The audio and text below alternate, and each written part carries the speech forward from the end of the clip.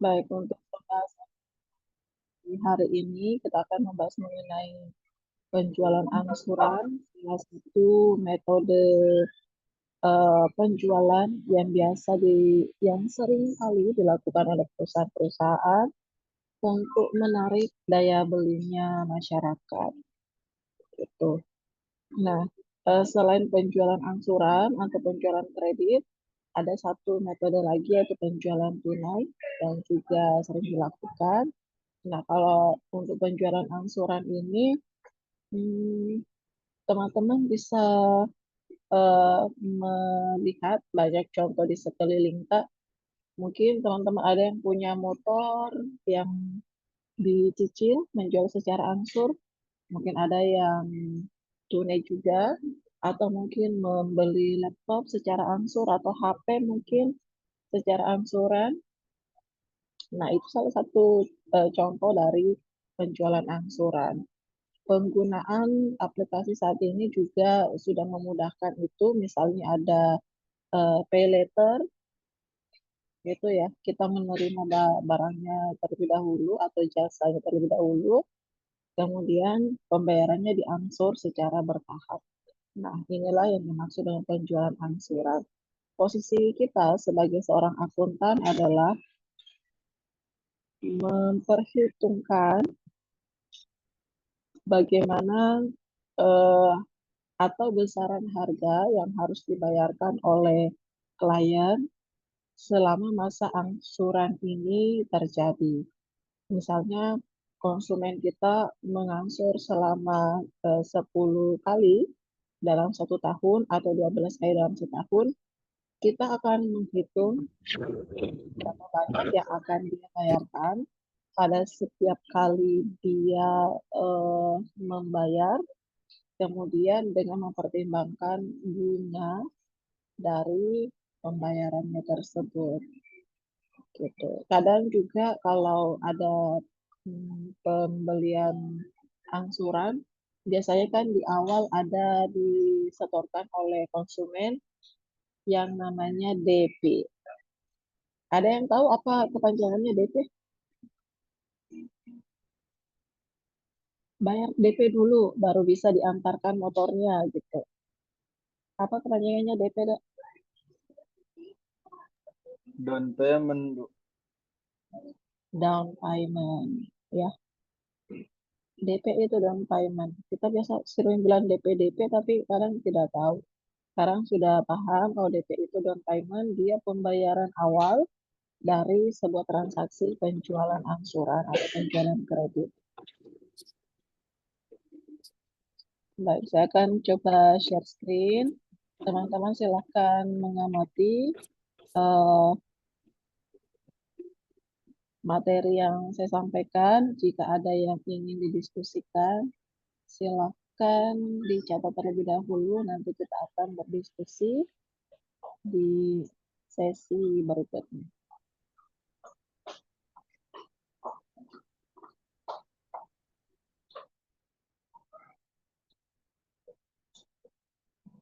Oke, installment sales atau penjualan kredit ini merupakan salah satu dari metode penjualan yang banyak digunakan.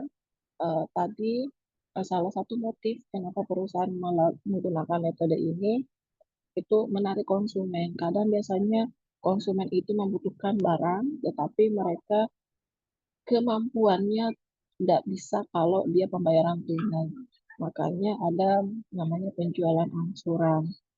Nah, kita kan sebagai produsen juga ada target-target penjualan tertentu. Sehingga penjualan angsuran ini menjadi alternatif supaya persediaan kita bisa terjual. Nah, ada 6 pokok bahasan yang akan kita bahas di pertemuan hari ini. Yang pertama mengenai gambaran umum mengenai penjualan angsuran, kemudian apa saja yang menjadi ruang lingkup permasalahan akuntansi di penjualan angsuran ini, kemudian bagaimana cara perhitungan bunga dan angsuran, lalu tukar tambah. Misalnya kalau misalnya kita, misalnya bulan lalu kita beli motor, kemudian kita cicil gitu kan, itu istilahnya kita cicil. ternyata bulan ini bosan pakai tukar tambah.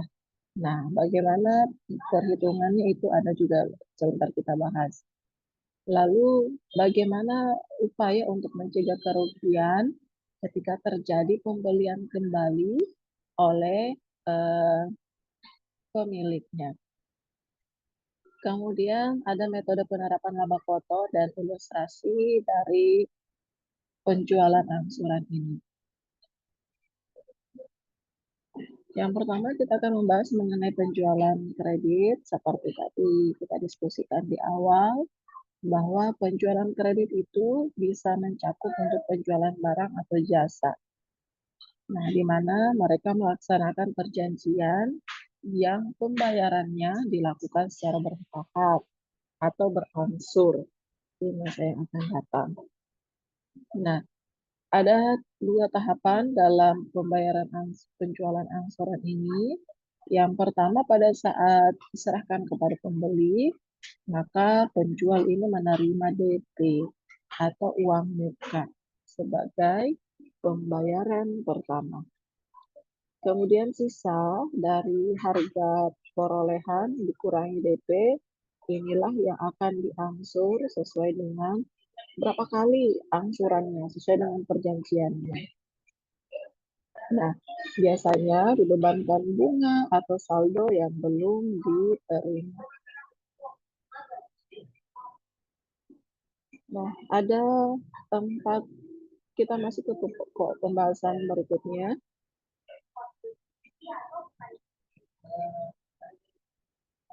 Ada 4 lingkup yang menjadi masalah akuntansi terkait penjualan angsuran.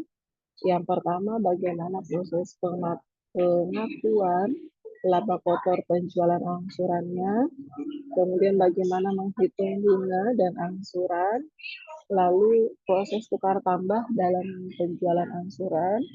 Kemudian bagaimana jika terjadi pembatalan kontrak penjualan angsuran dan eh, penjual memiliki kembali barang tersebut. Nah, biasa itu lihat hmm, misalnya kalau kendaraan ada biasa pengusaha yang jual beli barang bekas, motorkah atau mobil. Nah, di situ apakah bagaimana mereka memperhitungkan, oh kalau saya beliin kembali motornya atau mobilnya saya tidak rugi. Jadi di situ ada proses penilaian atau revaluasi terhadap aset yang dibeli. Nah, metode pengakuan laba kotor penjualan angsuran ini bisa menggunakan dua metode, bisa menggunakan accrual basis, bisa juga menggunakan cash basis.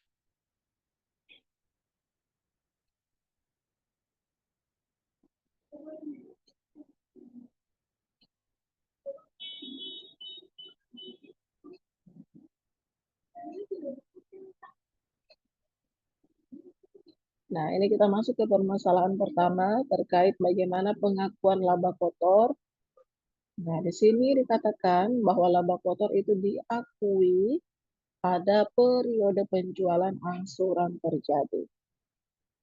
Nah, jadi pengakuannya itu sama dengan transaksi penjualan biasa atau penjualan tunai diakui pada saat eh, periode terjadinya transaksi. Kemudian laba kotor diakui saat penyerahan barang, di mana di sini akan muncul piutang. Di sisi pencatatannya pembeli ya. Kemudian periode penerimaan angsuran tidak diakui lagi, angsuran laba tidak diakui lagi. Ini transaksi ini cocok bila sebuah transaksi pembelian angsuran ini jangka waktu pembayarannya relatif pendek. Misalnya 1 tahun atau 2 tahun. Tapi kalau misalnya properti untuk misalnya penjualan angsuran untuk properti, misalnya pembelian rumah, perumahan, ruko, itu cenderung kurang cocok. Lalu biaya-biaya yang ditaksir secara relatif teliti, kemudian kemungkinan batal sangat kecil. Nah, ini perlakuan akuntansinya.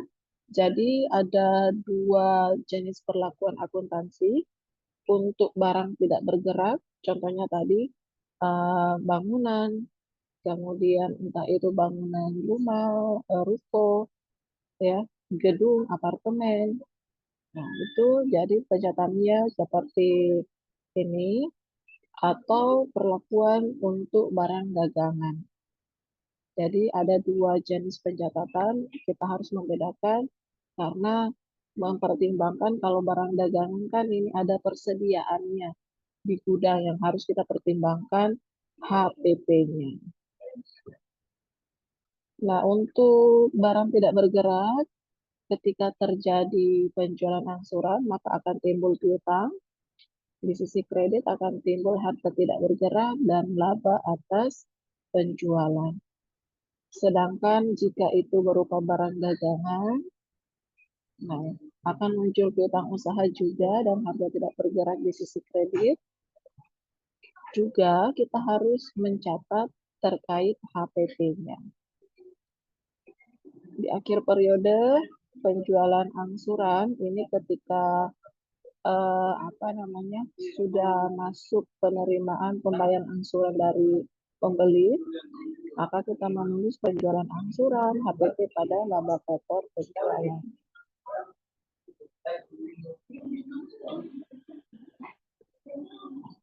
Nah, untuk cash basis, laba kotor diakui bila pembayaran sudah diterima. Jadi, yang sebelumnya itu berdasarkan accrual basis, dia tetap diakui meskipun belum diterima pembayaran. Sedangkan laba kotor di sini diakui berdasarkan cash basis, dia baru diakui ketika pembayaran sudah diterima. Nah, penerimaan kas bisa berasal dari harga pokok, bisa juga berasal dari laba kotor. Ketika terjadi penjualan, maka selisih antara harga jual dengan harga pokok dicatat dalam rekening laba kotor yang ditangguhkan. Sedangkan perlakuannya ketika sudah menerima angsuran ke penjualan ini, maka laba kotor yang ditangguhkan ini berubah menjadi laba kotor yang direalisasi.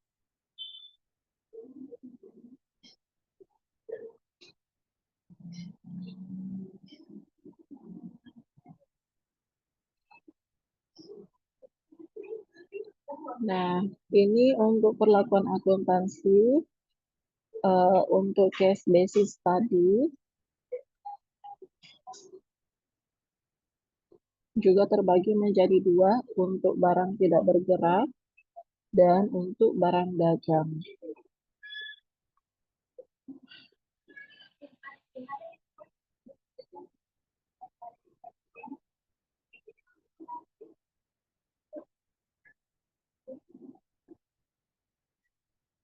Untuk barang tidak bergeraknya di sini, piutang angsuran di sisi debit karena muncul eh, penjualan angsuran, maka ketika penjualan terjadi akan muncul piutang. Di sisi kredit, harta tidak bergerak dan laba atas penjualan. Di akhir periode, laba kotor yang ditangguhkan ini yang membedakan tadi dengan metode akrual ya. Laba kotor yang ditangguhkan pada laba kotor yang direalisasi.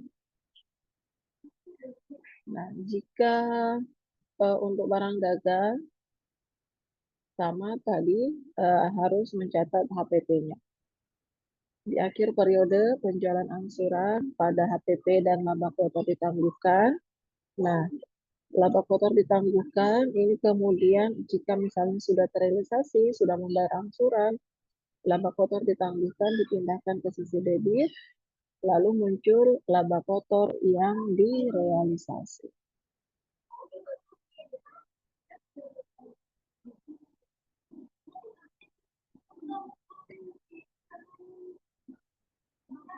Oke, ini permasalahan kedua di akuntansi. Kalau ada pertanyaan, teman-teman silakan dicatat saja terlebih dahulu.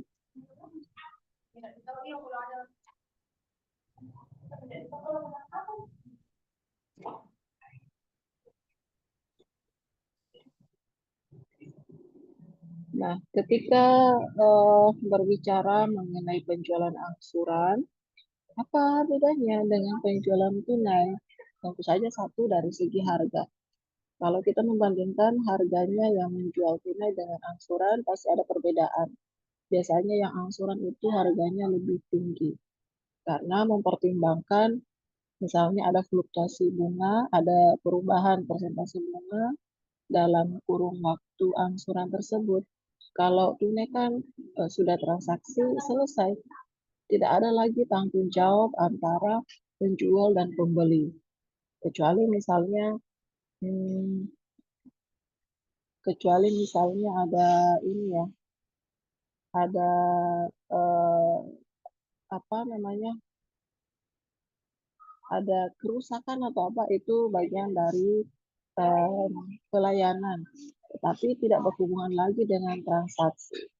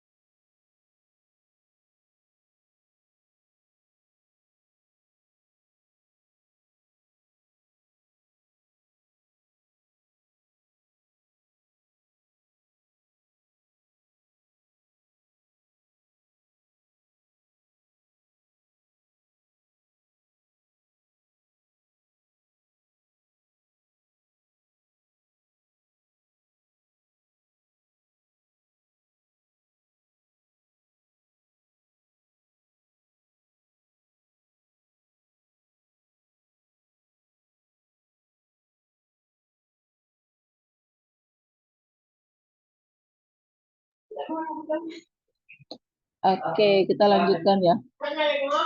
Eh, tadi saya sampaikan bahwa kalau kenapa penjualan angsuran itu harganya lebih mahal, nah, misalnya mungkin membeli mobil atau motor, itu kalau beli tunai mungkin dapatnya 20 juta. Tetapi kalau misalnya angsuran, dia mungkin sampai 35 juta atau mungkin lebih. Nah, selisihnya itu dengan mempertimbangkan besaran bunga selama proses waktu angsurannya. Nah, ada 4 cara yang dilakukan untuk menghitung bunga dan angsuran. Yang pertama loan and interest, di mana di bunga dihitung dari sisa harga kontrak selama jangka waktu angsuran. Kemudian ada short end interest, di mana bunga dihitung dari setiap angsuran yang harus dibayar. Di sini dihitung sejak tanggal transaksi sampai tanggal jatuh tempo.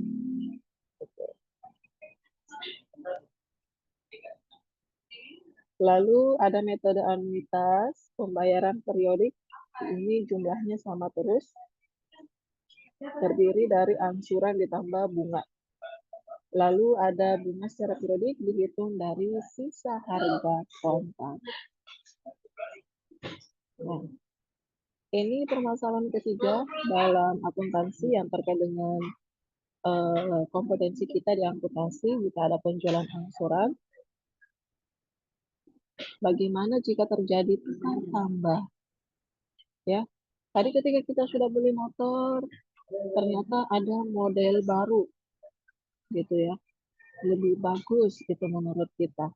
Kita mau tukar tambah ini, motor lama kita serahkan ke penjual, motor barunya kita ambil dengan menambahkan sejumlah uang tunai. Ya, itu maksudnya dengan tukar tambah.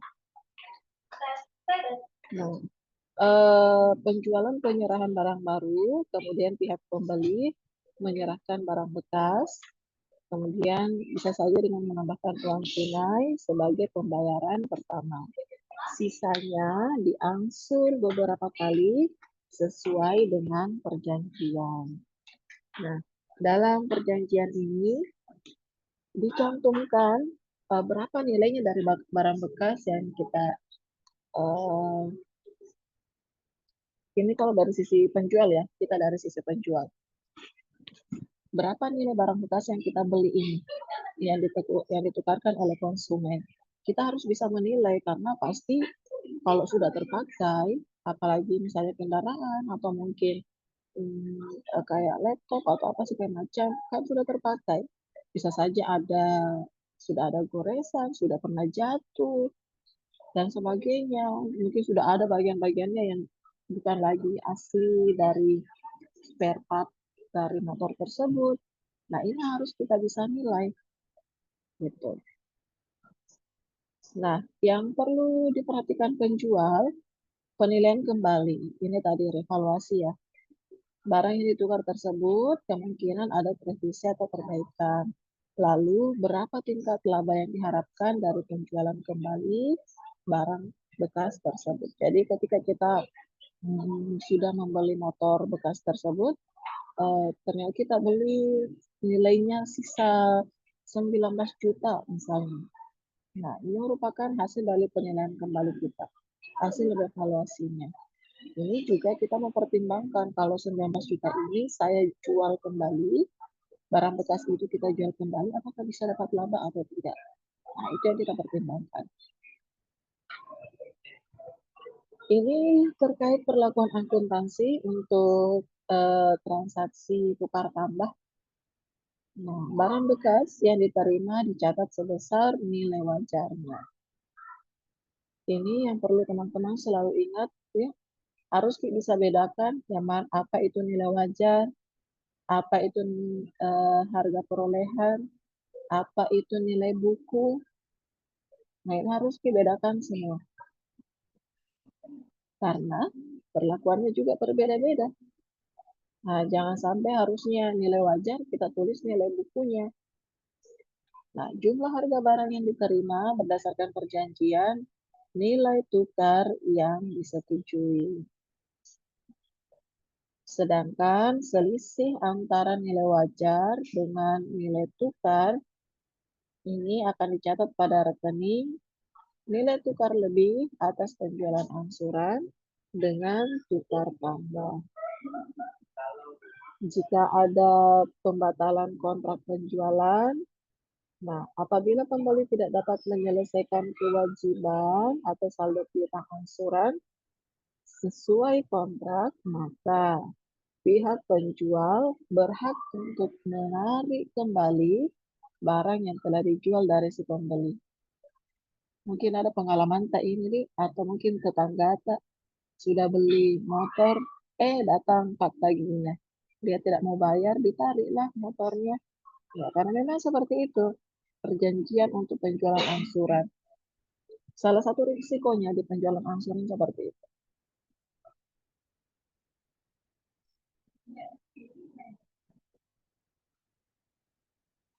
Nah, perlakuan akuntansi, tindakan apa yang harus dilakukan oleh penjual adalah bagaimana menilai barang yang ditarik kembali dengan nilai wajar. Yang tadi yang pembeli tidak bisa melunasi sesuai dengan perjanjian angsurannya. Nah, penjual harus bisa menilai barang yang ditarik kembali tersebut. Lalu mencatat pemilikan kembali, karena kalau sudah kembali kepemilikannya itu kan akan berbeda. Menghapus saldo perkiraan laba kotor yang ditangguhkan.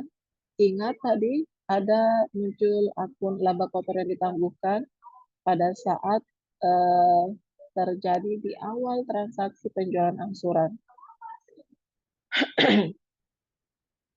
Kemudian mencatat rugi dari pemilikan kembali jika misalnya nilainya lebih sedikit daripada perkiraan. Nah, yang permasalahan berikutnya terkait bagaimana upaya dari pembeli untuk mencegah kerugian pemilikan kembali.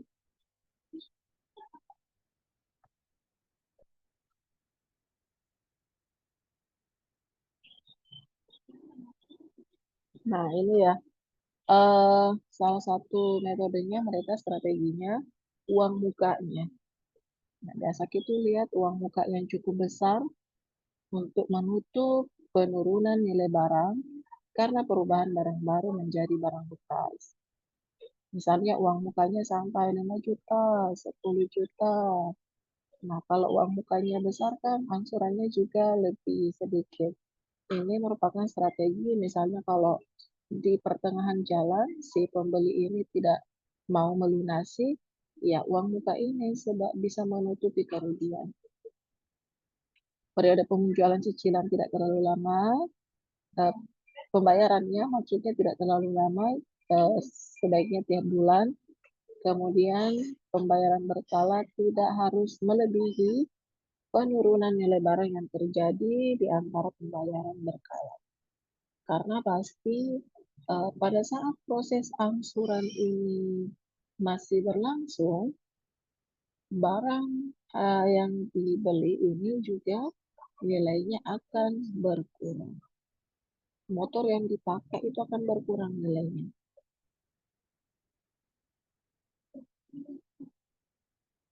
Yang terakhir, permasalahan ini terkait metode penetapan laba kotor. Yang pertama, laba kotor dalam periode penjualan. Nah, prosedur ini membutuhkan penetapan semua beban yang menyangkut penyelenggaraan piutang tak tertagih pada saat penjualan. Jadi akan muncul juga akun piutang tak tertagih untuk mengantisipasi besaran piutang yang tidak bisa direalisasikan oleh perusahaan. Nah, laba kotor dalam periode penagihan berkas ada beberapa prosedur alternatif. Yang pertama itu penagihan dipandang sebagai perolehan kembali harga pokok, lalu penagihan dipandang sebagai realisasi laba. Penagihan juga bisa dipandang sebagai perolehan kembali harga pokok dan realisasi laba atau keduanya. Kombinasi dari prosedur pertama dan kedua.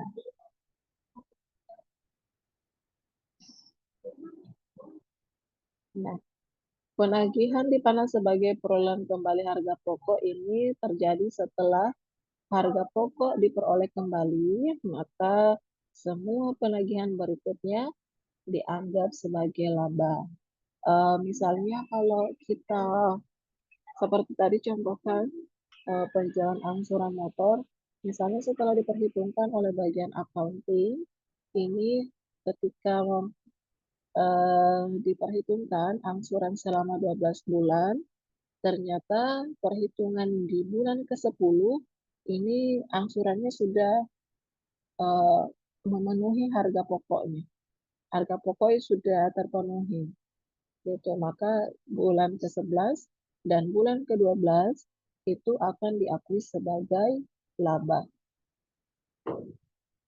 Penagihan dipandang sebagai realisasi laba atas setelah seluruh laba atas transaksi ditetapkan, maka semua penagihan kertas berikutnya dianggap sebagai perolehan kembali harga pokok.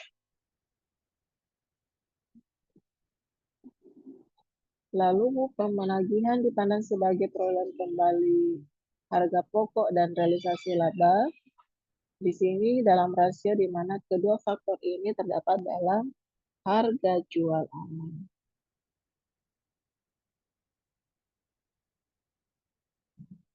Nah, ini ada ilustrasi untuk penjualan angsuran ya.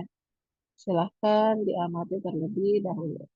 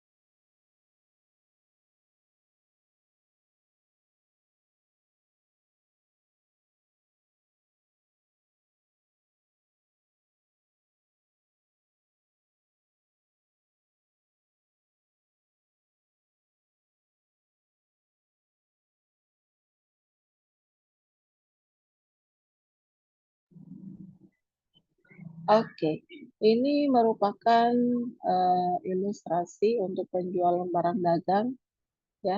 Ingat Ki, tadi ada kan dua, ada penjualan barang dagang, ada penjualan untuk barang tidak bergerak. Nah, di mana ini masing-masing akunnya berbeda. Nah, di sini berikan informasi untuk saldo penjualan cicilan di tahun 2005, 2006, dan 2007.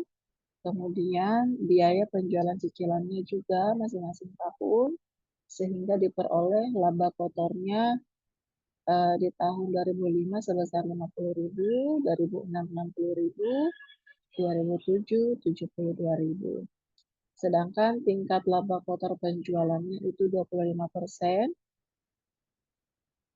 diperoleh dari 50 bagi 200, laba kotor per saldo penjualan cicilan. Kemudian di 2006 24%, 2007 30%. Sehingga penjualan di sini di informasi yang diberikan juga penerimaan kasnya 60.000, penjualan di tahun 2006 dan di penjualan di tahun 2007.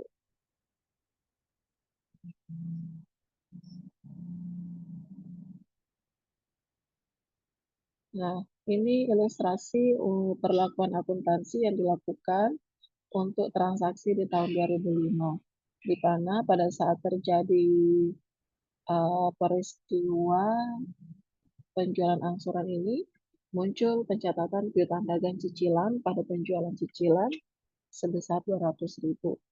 Juga perusahaan menyusun jurnal umum pada saat mencatat penagihan kasnya yang berhasil ditagihkan dikurangi dengan biayanya tadi kan 60.000 ya. Itu kas, penerimaan kasnya 60.000 pada piutang dagang cicilan di tahun 2005.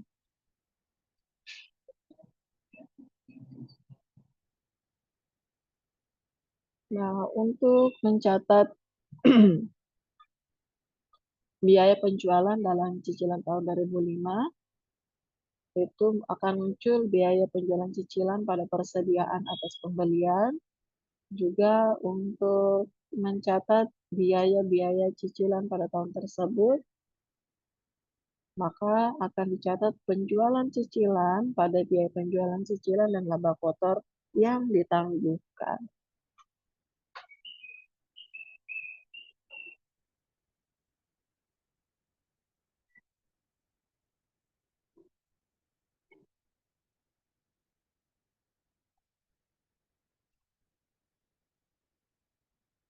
Ini merupakan mencatat laba kotor yang ditangguhkan, di mana realisasi labanya itu 60% kali 25% sebesar 15.000. Kemudian ayat jurnal untuk mencatat realisasi laba kotor yang direalisasi dalam penjualan cicilan pada intisar laba rujuk.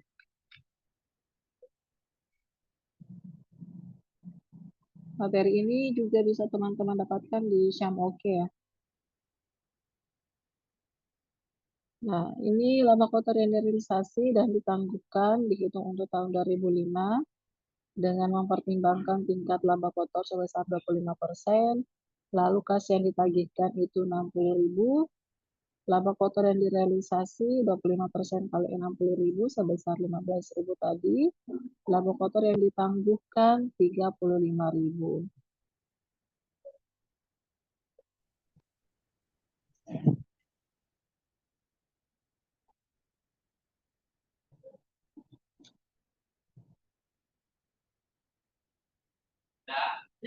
Nah, ini sama tadi ya. Kita lihat.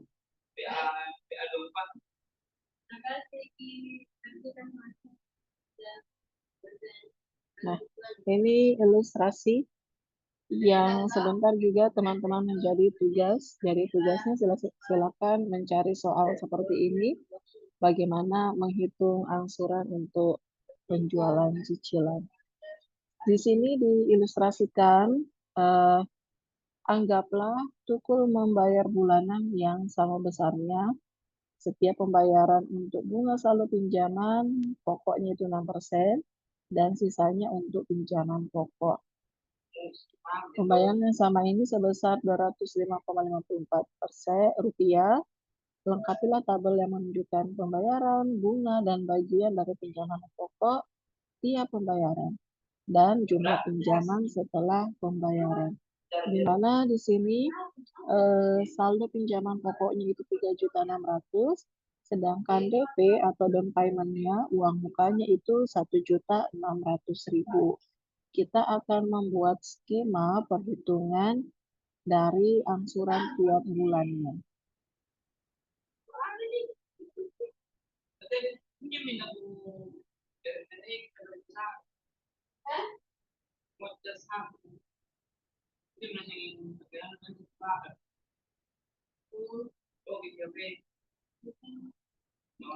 Nah, di sini di ilustrasinya tadi dikatakan membayar bulanan yang sama besarnya, artinya di sini piutang kontrak yang sudah jatuh temponya itu setiap bulan akan berkurang 200.000. Itu ini pengurangannya ya.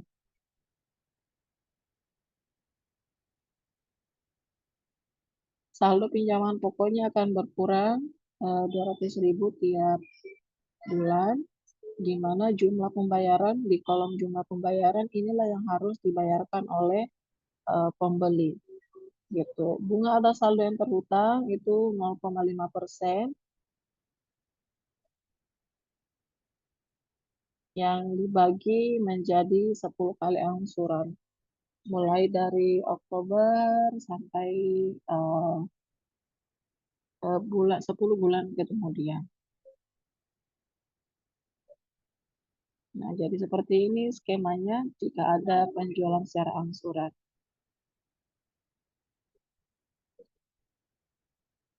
Nah, skema seperti ini juga bisa terjadi kita hitung dengan mempertimbangkan jumlah piutang bunga ya. Jadi tadi sama tadi besarannya tadi sama dengan yang di sini. Di sini kita tambahkan untuk perhitungan jumlah piutang bunganya dari bulan ke bulannya. Gitu. Bunga atas saldo pinjaman pokok itu dari bulan 31 Oktober 10.000, 9.000, 8.000 itu berkurang 1.000 setiap bulan.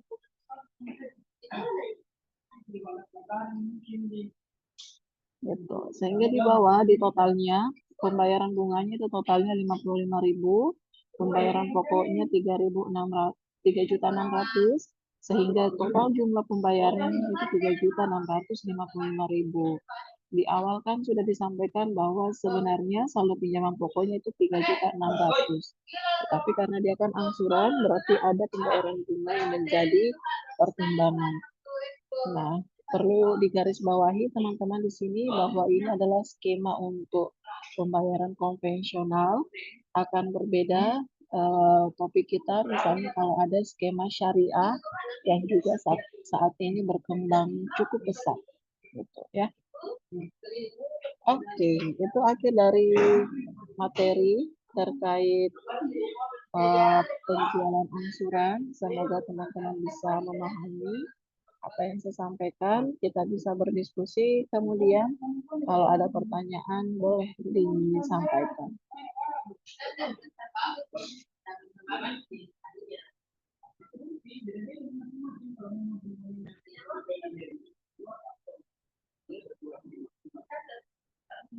Silahkan kalau ada yang mau bertanya.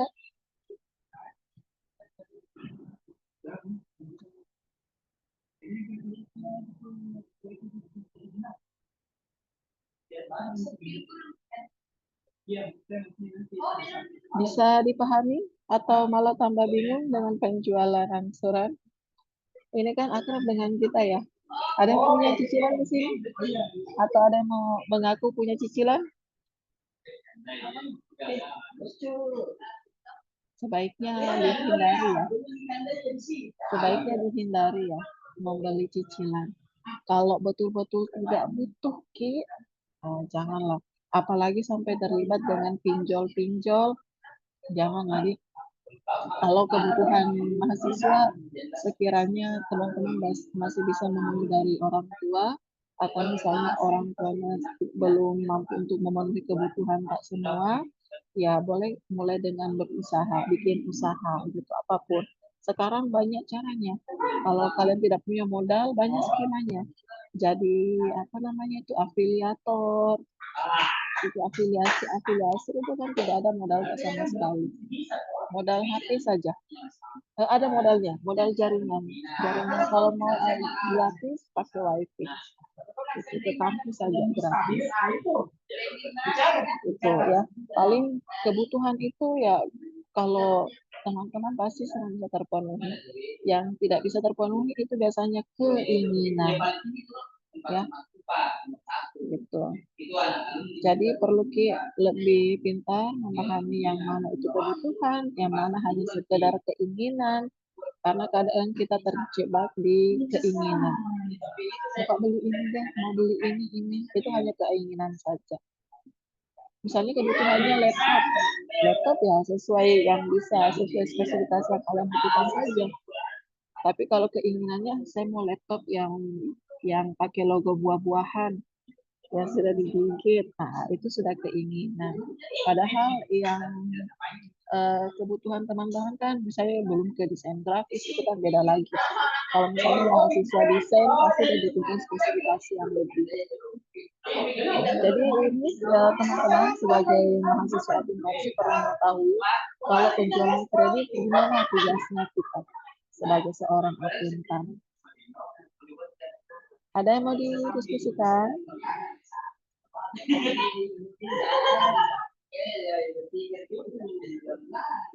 Oke, kalau tidak ada, itu saja yang bisa saya sampaikan di pertemuan kita di hari ini. Insya Allah satu kali lagi kita ketemu ya. Masih ada materi kita terkait konsinyasi.